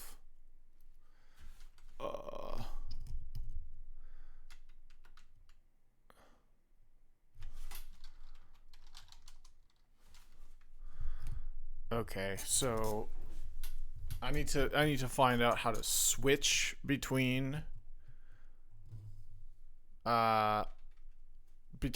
regions. Oh, I think it's Control AN. Oh, that's to switch windows.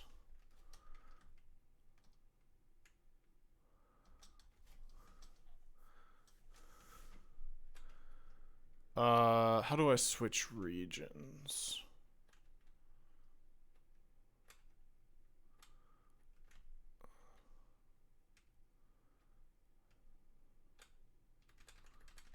I could probably search. See how it's for the window. I want to switch to the next region, not the next window.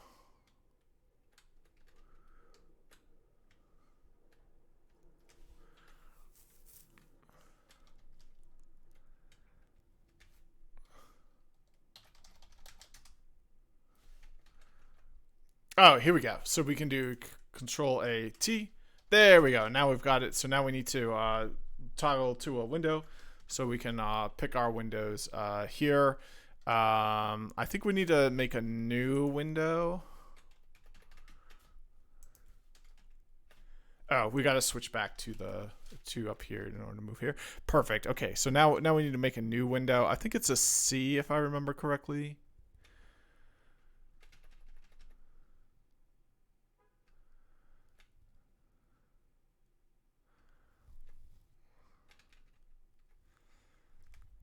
Yeah, create a new window. So we'll do a Control A tab, and then we'll do like a exit or now we're in the same one we were at before. So there we go. Here's a new window. So we do a Control A W for Windows.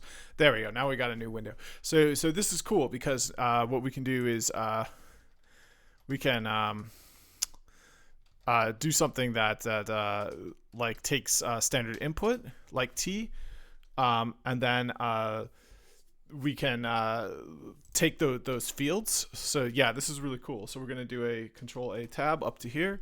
We're gonna do a man on DF, and now we're gonna go and look at those fields. So we can do field like that, FIELD.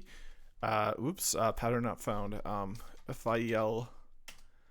Okay, here we go. So now we can get these valid field names, and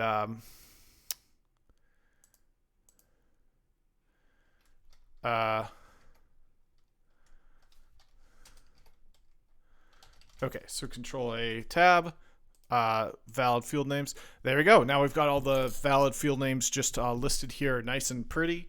You know, it's an internal Linux version of pulling Notepad++. So like obviously we're not going to be able to pull up Notepad, Windows Notepad on our Linux exam, but we can do this instead, and we see that's not too tricky, especially if I get some practice with it and can do it efficiently. So okay, so let's get the answer. So df, and then we know it's dash output equals all right, so we want output for device, which I don't see. I don't see anything listed for device. I don't see anything for device. I don't see anything for device. Nothing. Not a single thing. Okay, well that's bad.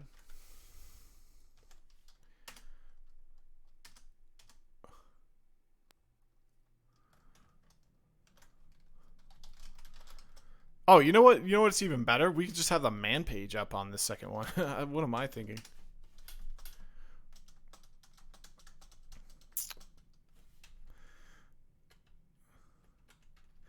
Okay, so here's the valid field names source. Target. We can see the info page, so let's try that. Oh, I don't know how to see the info page.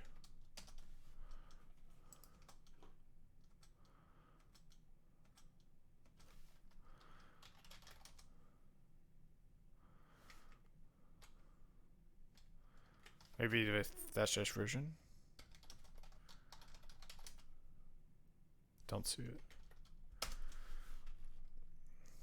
Okay, I don't know how to see the info page.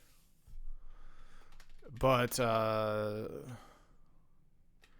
yeah, so it's dash fields dash output equals. We saw that up here. Yep, and then we need to feed it a field list. So the field list is down here.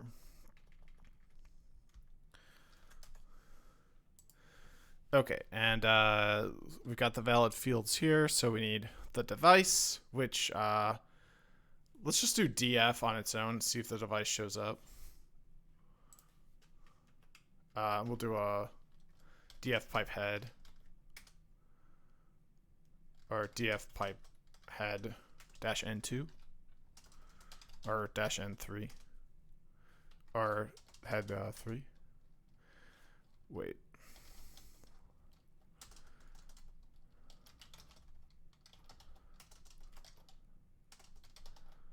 Oh, we're using DH instead of DF.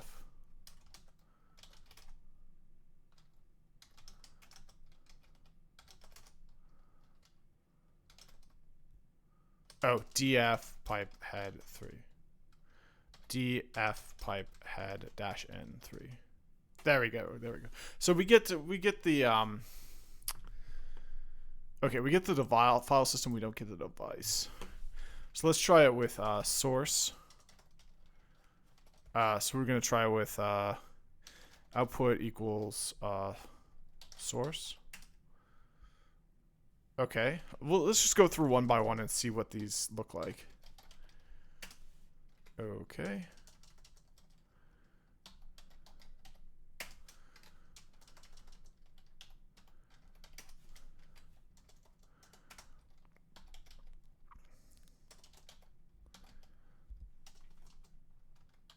You know what? I think source is what they mean by advice, so I'm gonna go with that. So we've got source. All right. So the next one they want is the mount point, which is another one I don't see.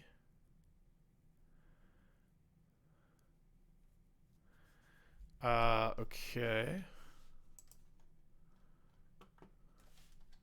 I think target is probably it.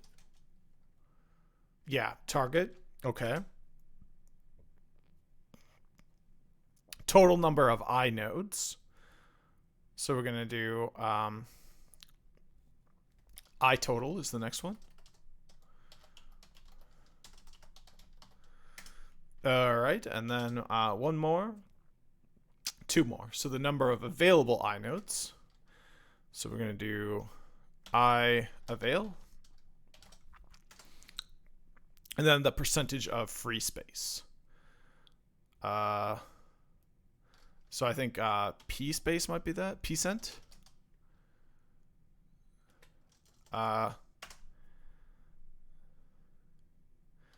Avail maybe.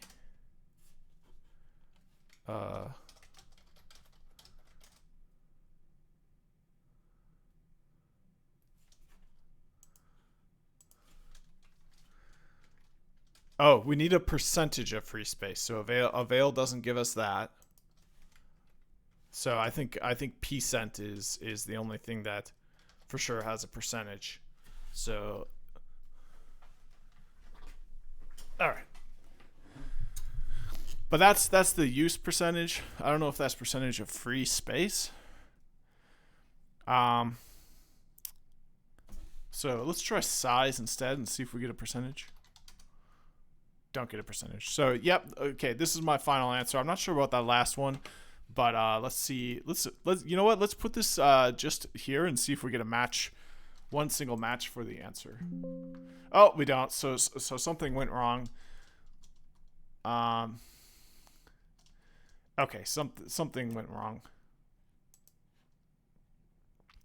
Oh, so here we go. So using df, list information for every ex. So I didn't read the question properly.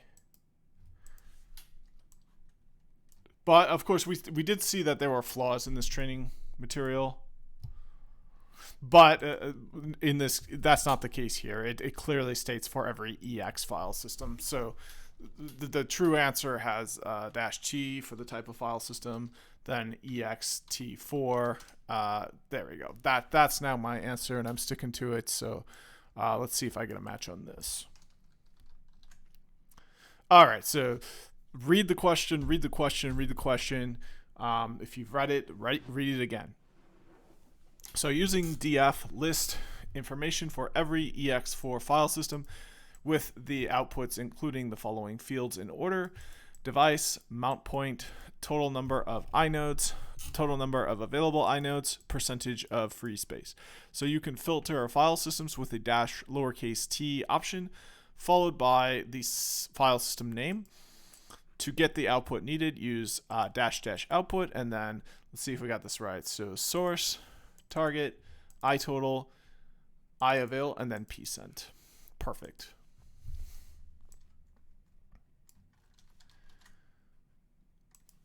Okay, so the next guided exercise: what is the command to run e2fsck on /dev/sdc1 in non-interactive mode while trying to automatically fix most errors? So I think it's -n for non-interactive. Oh wait, sorry. Well, let's figure it out. So we're gonna do a -a and then a tab. There we go. We're here. So we'll open a different manual page on e2 fsck.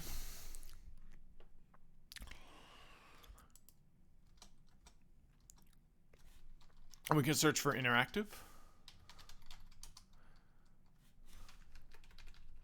Okay, so yeah, so non-interactively would be -n. So it would be e2. Oops, and we gotta switch over to this window. There we go. So it would be e2 fsck, and then and then -n /dev/sdc1. And now we have to do it automatically repair, which is we can see with this P option here. All right, so this is my final answer. Let's see if we get a match on this. Nope. So I must have gotten something wrong. Let's see what I got wrong here.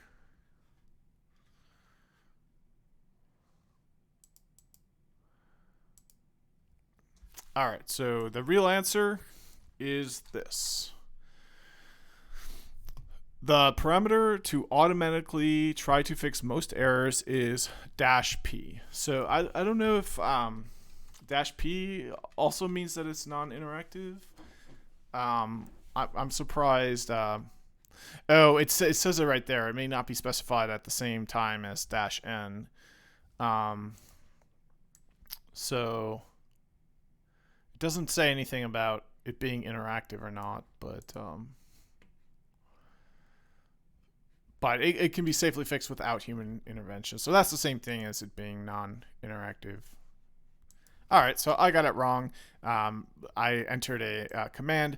In fact, I feel safe entering this because it should error out. Yeah, so only one of the options may be specified. All right, so suppose -dev or /dev/sdb1 is an ex2 file system. How can you convert it to ex3 and at the same time reset its mount count and change its label to user data. Okay, so we got to use one of these utilities. So it should be, so let's do file E2FSCK, or sorry, let's do type E2FSCK. Okay, so it's here, and then let's do an ls on that directory.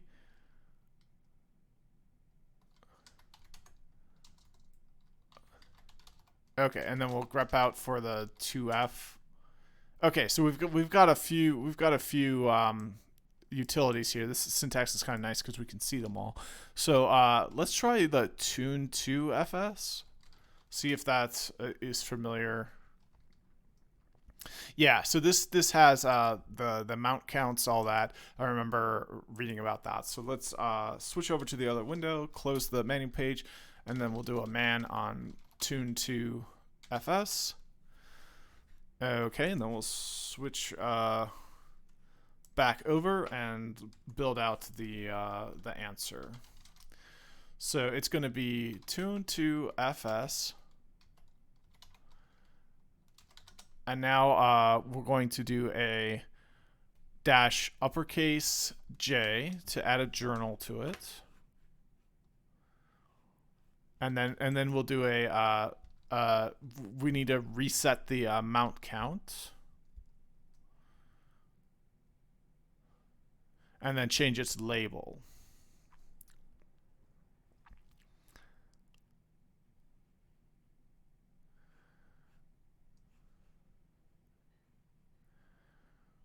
Okay, so we can do a dash uppercase C or a dash lowercase c. So let's do a dash uppercase C and then set it to 1. I think we don't need a space there. And then the label, I'm pretty sure that's an L. Could be a dash lowercase l.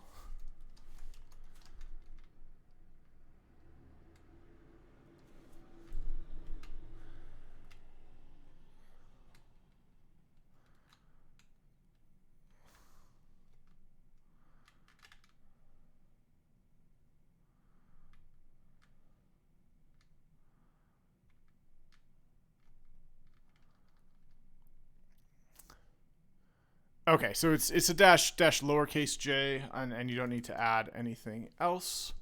This is for non-defaults. If you want to pass it non-defaults, we don't want that. We want the defaults. So dash lowercase a will send the set the count back to 1 by using that, and then the last thing we need to do is change the label.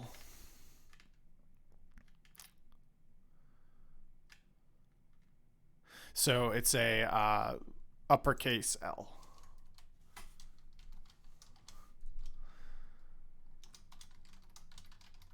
All right, so let's see if we get a match on this. Nothing so far. Let's add a space here. Nothing so far. So looks like, unfortunately, I probably got it wrong. Let's see what the real answer. Oh, you know what? There's something else you have to do as well. So you have to, I think, I forget. So let's look at what the answer is. Oh, this might be one with a different question in the answer.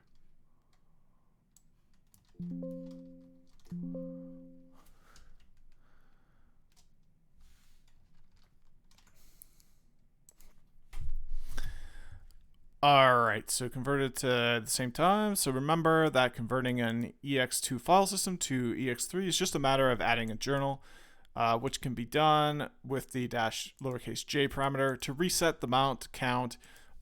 So we got to use 0 instead of 1. So that's where my error was. And we do need a space between the two. So let's look at the help for dash uppercase C. Now we can search for it. Pattern not found. I think we have to escape that.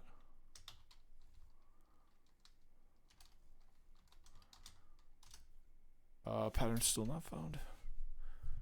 So am I not going to find it then? Oh, no, it's right there.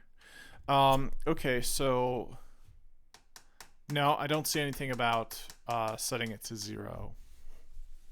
So I had a fence post error. To change the label, use -L. Got it. So I was pretty darn close. Oh, it looks like I made another error. So you need a space there. Everything else I got right. The dash lowercase j, the dash uppercase L with the name. But then, of course, you need to feed it the actual device where your file system is installed. So that's a partition on a storage disk. So here's their second storage disk B, their first partition on it, partition 1, and then they are tuning the file system on it. And it's a ext2 file system. They'd have to use a different utility if it was XFS. And they're converting it to an ext3 by adding the journal. They're C0. Oh yeah, they're resetting the mount count back to 0. They're labeling it user data, and yeah, that's the correct answer. My answer was incorrect. All right, so the final question of the guided exercises, thank goodness. How can you check for errors on an XFS file system without repairing any damage found? Okay, so we saw that there was a different utility for XFS. So let's do the let's do the type command on this again. I tried to use -A to skip to the front of the line, but it didn't work. Okay, so let's go back to let's do ls sbin pipe grep xfs, and there we go. So we got to use xfs repair. So let's open the man page on that.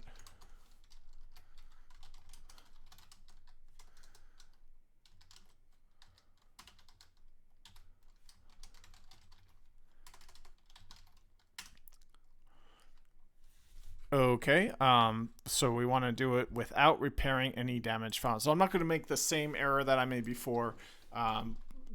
Part of the answer is going to be this XFS, and we can see that we got to feed it the device after we feed it the options. So I'm not going to make that same mistake.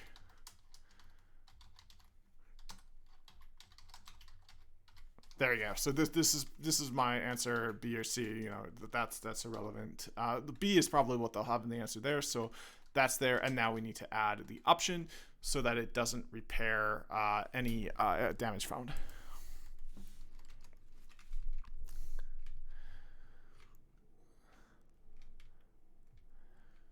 There we go. No modify mode.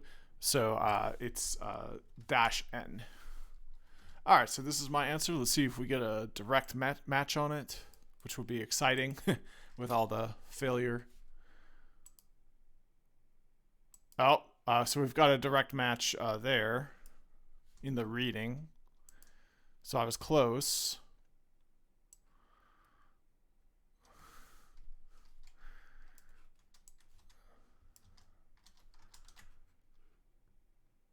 Okay, so they just didn't include the disk, which makes sense because the device wasn't specified in question. So yep, just use the -N parameter like in XFS-N followed by the corresponding device.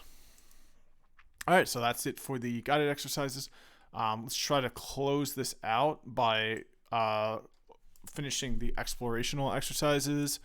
It's going to be a longer video. I'm tempted to just do it in another video, but I want to get it done and move on with my life. So let's rally forward and finish up the whole thing. So the next one is explorational exercises. Consider you have an ext4 file system on /dev/sda1 with the following parameters obtained with tune2fs. So the mount count is 8. The maximum mount count is -1. What will happen at the next boot if the command tune2fs-c9 -dev/dev/sda is issued? So it will hit the the maximum boot count, and I'm not sure what the implication of that is. So let's go to tune to FS. The manual page, we'll type in max. So the maximum. Okay, so there we go.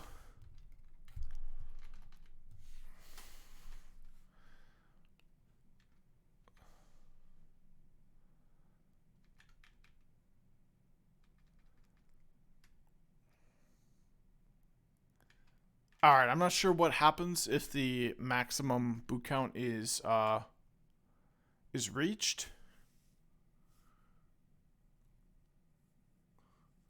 Okay, so I think it'll force an file system check on the next reboot. So that's my answer. I'm sticking to it. Let's see what the real answer is. All right, so the real answer is that the command will set the maximum mount count for the system to 9. Since the mount count is currently 8, the next system boot will cause a file system check. Perfect, I got that right. A file system error detected by the kernel. In this case, the error being the mount count set to 9 when the maximum mount count is 8, so the mount count being 1 mount higher. We'll still force a fcheck file system check on the next reboot. Okay, so that's how we know that. Okay, perfect. So now back up, and we're going to go to the next explorational exercise. Consider the following output of du-h. So -h, we got our units there. How much space is occupied by just the files on the current window? So that would be this minus this. So my answer to that is so it'd be 8. It'd be 32 minus 24. So it would be 8 is my answer. So 8 kilobytes. And how could we rewrite the command? You can include -uppercase s. That's my answer. So let's see if that is correct. Of the total 232 kilobytes used, 224 kilobytes are used by the subdirectory, some directory, and its subdirectory. So this is a cumulative total up there.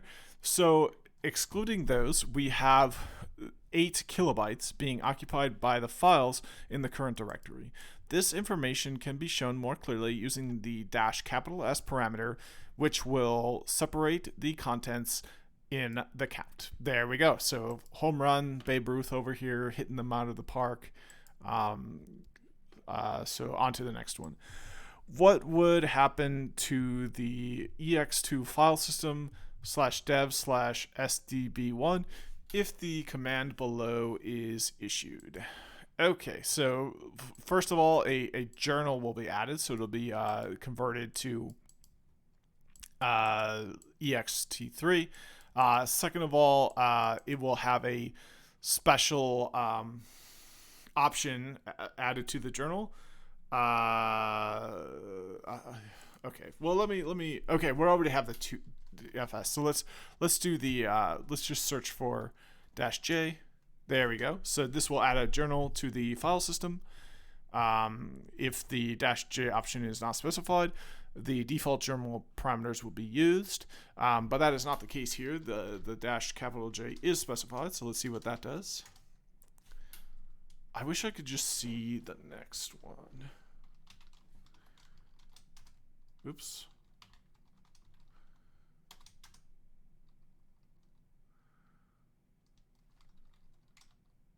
Oh, you hit N to see the next one. Okay, so journal-options, overwrite the default journal parameters. So okay, so we can do device equals. So this attaches the file system to the journal block device located there, which is interesting. It seems like the default parameter Oh, so okay. So let me think here. So what this does is it attaches the file system to the journal block device located on external journal. So we can see it's a different device. It's SDC1 versus SDB1. So we're attaching it to this external device. All right, and then that leaves us with the last one, -I. And now I can hit N to -I. There we go. And that's an uppercase. So this is a lowercase. There we go. Interval between checks. Adjust the maximum time between two file system checks. No suffix or D will interpret the number interval time between checks as days, M as months, and W as weeks. All right, so there are pros and cons to disabling these periodic checks, but in this case, we're going with the pros of enabling it and all the cons of disabling it with the -I parameter. So that's my answer. What would happen? It would be a journal would be added to it, but it would be added to an external location, SDC1, and then it would automatically have file system checks every 30 days. So let's see what the actual answer is. A journal will be added to SDB1, converting it to ext3.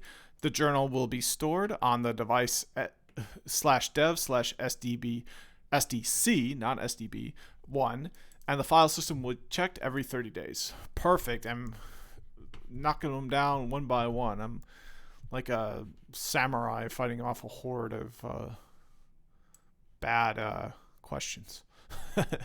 Well, no, this is great. So let's keep going. How can we check for errors on a XFS file system on /dev/SDA1 that has a log section on /dev/SDC1 without actually making any repair? So this is an XFS.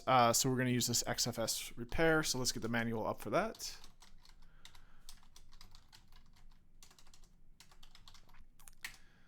All right, and then let's search for repair.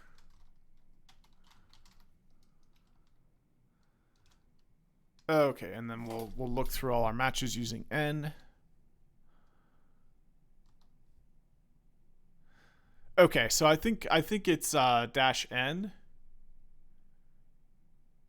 Oh, here we go. Oh, so we got to do it on a external.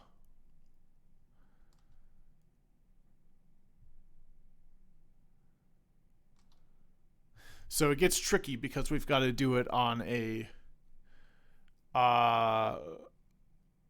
log section on a different device.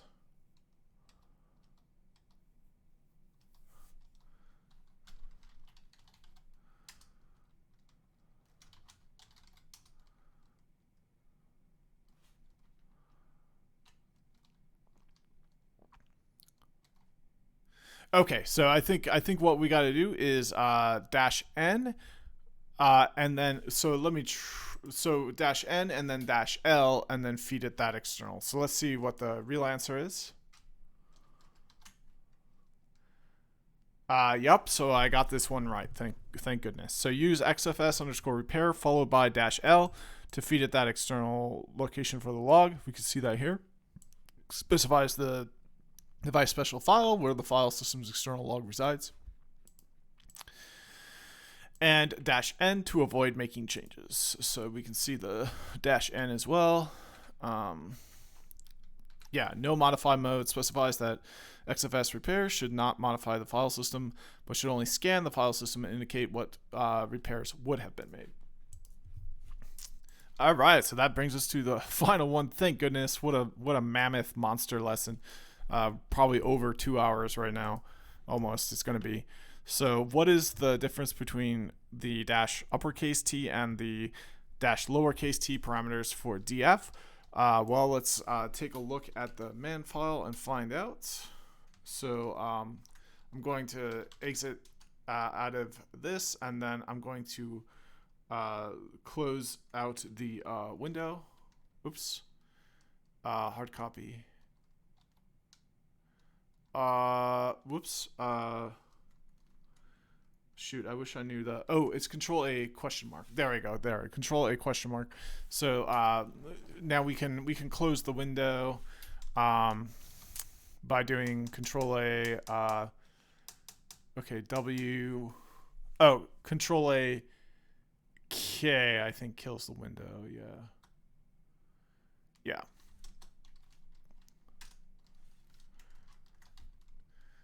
Yeah, so kill the window. It actually requires the window.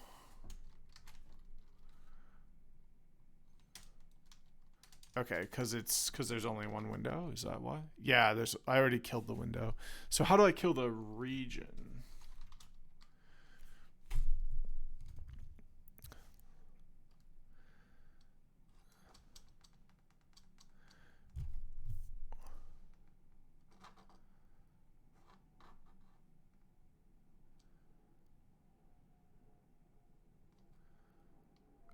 Maybe it's a capital X, I think.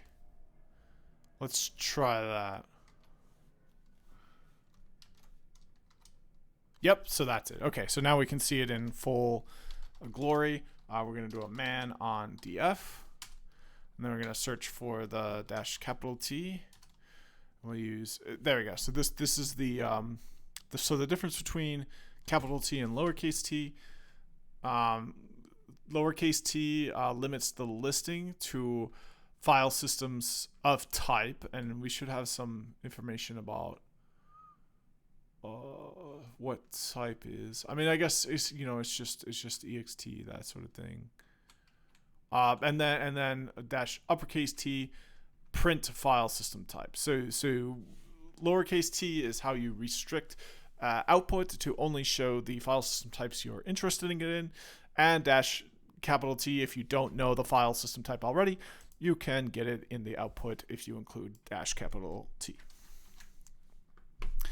All right, so the parameter dash capital T will include the type of each file system in the output of DF. Dash lowercase t is a filter and will only show file systems of the given type on the output, excluding all others. Yep, so that's exactly what I said. All right, so we're done with this mammoth lesson. So summary, in this lesson, you learned how to check for used and free space in a file system, how to tailor the output of DF to suit your needs, how to check the integrity of and repair a file system with file system check, so FSCK, and E2 file system check, FSCK. And I forget the difference between those two, so let's just do a quick FSCK dash help, and then a quick E2 FSCK dash help. Okay, so it looks like the difference is oh, and I'll kill my yeah, so oh, sorry.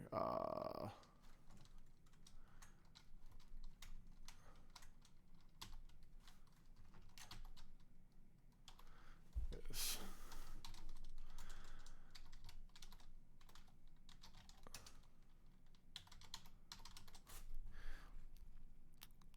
Okay, so I wanna destroy the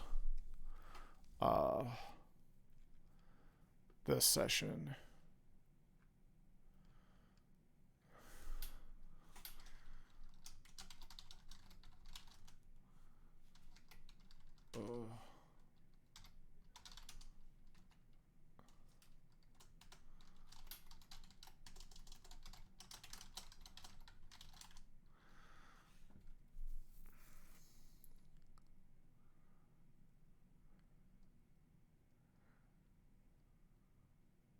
Oh, right. So it's rain dash x quit. Okay. Did it. Okay, perfect. Did it. All right. So now we're gonna see the difference between FSCK and then okay. So this is how you check and repair a Linux file system. I remember there not being that much extra information. So let's look at the man page to get some more info. on the next command. So this is used to check the EX2, 3, and 4 family of file systems. And let's see how that's different from just this one. All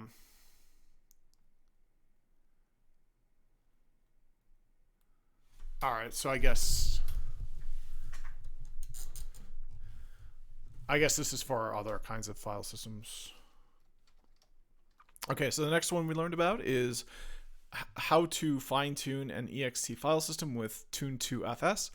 Then we learned how to check and repair XFS file systems with XFS_repair.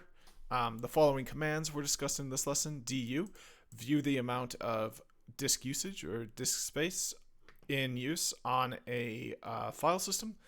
Then DF, view the amount of disk space that is available or free on a file system. Then FSCK, the file system check utility repair. Then E2 FSCK, the file system check utility repair specific to extended EX2, 3, or 4 file systems. Then Tune2FS modifies file system parameters on an extended EX2, 3, 4 file system. Then XFS repair, the equivalent of FSCK for XFS file systems. And then XFS_DB, this utility is used to view various parameters of an XFS file system. So FXS has its own utility, the EXT have their own utility, and then I guess for everything else you would just use the FSCK. All right, so mammoth monster lesson. Hopefully the next one's not quite as crazy. Let's take a look at it. The last two were absolutely brutal. So finished .3 actually. Wow, great progress. So the next one is .4. Actually the next one's .5. So it looks like we get a freebie. It's like mislabeled, or like .4 is missing for some reason. So hey, we get a freebie. And hopefully it's not cool. It looks like it's pretty crazy, the next one as well. So anyways, that's it for this video. Thanks for watching, and see you in the next one.